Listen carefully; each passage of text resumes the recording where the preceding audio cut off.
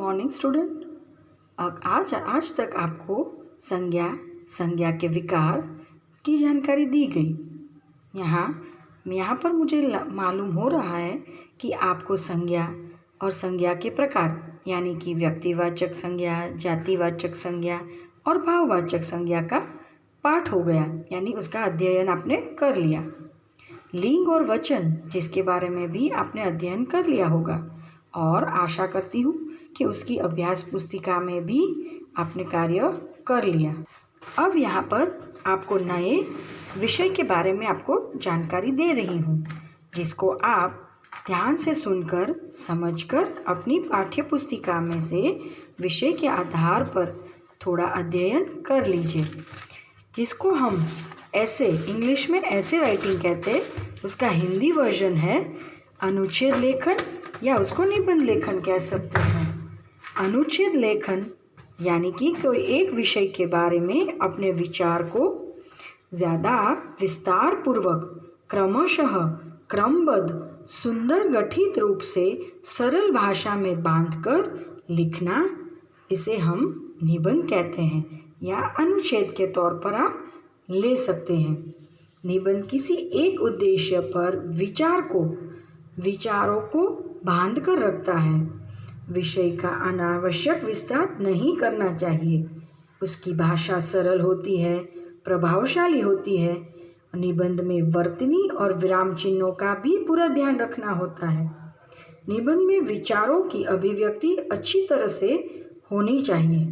निबंध की सीमाओं को बांधा गया है, यानी आप उचित सीमा के आधार पर ही निबंध लेखन कर सकते हैं। यहाँ पर आप देख सकते हैं कि मेरी अध्यापिका यानी अध्यापिका के विषय पर ही आप अपने विचार को व्यक्त कर सकते हैं। अध्यापिका के गुण, स्वभाव, कार्यशैली, उनकी कोई खास विशेषता, इसके बारे में अपने मन के विचार विस्तृत आप लिख सकते हैं। उसको कहते हैं अनुच्छेद लेखन और निबंध लेखन। जो छोटा और मर्यादित मात्रा में होता है लेखन, उसे हम अनुच्छेद लेखन कह सकते हैं। आप यहाँ पर ध्यान से पढ़कर अपने विचारों को भी इस तरह से प्रस्तुत कर सकते हैं।